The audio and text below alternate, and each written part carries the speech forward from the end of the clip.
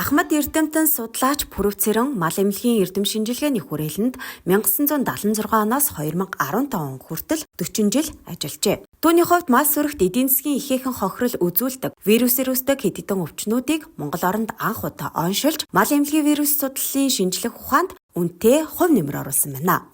За энэ хугацаанд Монгол орны мал амьтанд тохиолдог халдвар төвчин тэр тусмаа вирусын гаралтай өвчний судалгаа шинжилгээний ажлыг хийж мэрэгжилт нөхдийнхөө хамт 26-аас 27 төрлийн өвчнийг шинээр оншилж өвчнийг онцлох, сэргийлэх, урдсан сэргийлэхэд чиглэгдсэн арга хэмжээг авч хэрэгжүүлж ажилласан юм аа.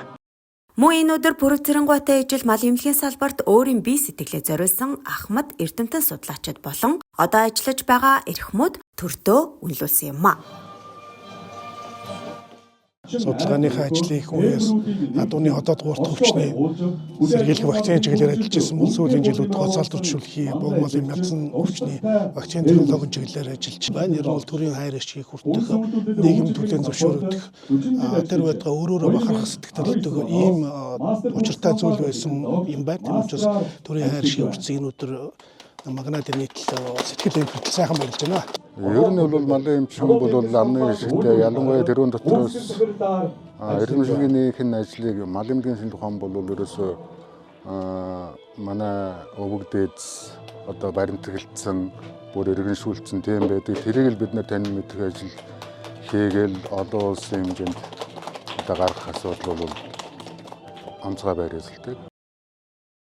Анх дугаар үндсэн хуулиа баталж бүгд найрамд хулсаад тунхагласны түүхт 100 жилийн ойг тохиолдуулан эрхэлсэн ажил салбартаа олон жил үр бүтээлтэй ажилласан 100 орчим үндэсний үйлдвэрлэгчдэд төрийн дээд одоо медаль хүртээлээ. Шагналыг Монгол Улсын ерөнхийлөгчийн үйлдвэрлэлчилгээний бодлогын зөвлөх даваа баяр гардуулж цаашдын ажил хөдөлмөрт нь өндөр амжилт хүссэн юм а.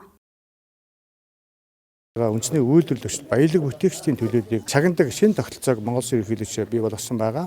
Яагаад гэх юм бол үйлдвэр аж ахуйн нэгжүүдээр очиж удирдлагуудаа уулзахаас гадна жирийн одоо ажиллаж байгаа хөдөлмөрж байгаа 10 жил, 20 жил, 30 жил энэ салбарт ажиллаж байгаа энэ одоо тууштай үнэнч баялаг бүтээгчдийг төрийн одон медалаар шагнадаг ийм шинэ тогтолцоо бий болгосон.